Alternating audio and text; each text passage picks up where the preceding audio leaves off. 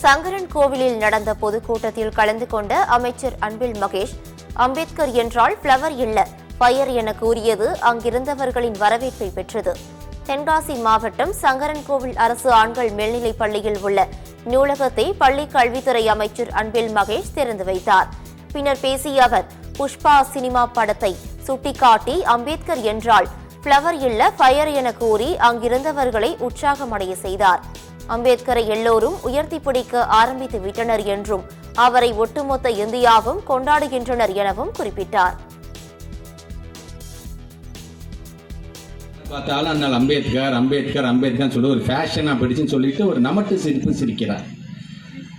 அந்த அமைச்சருக்கு நான் ஒன்னே ஒன்று நான் சொல்லிக்கிறேன். நான் அம்பேத்கர் பேர்னு சொன்னா உனக்கு வந்து ஃபேஷனா?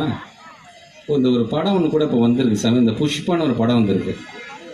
அம்பேத்கர்னா ஃப்ளவர் இல்லையா, அம்பேத்கர்னா ஃபயரா என்று சொல்லக்கூடிய அளவுக்கான ஒரு கூட்டமாக இந்த கூட்டத்தை பார்க்குறேன். உனக்கு அவ்வளோ நக்கல் வந்து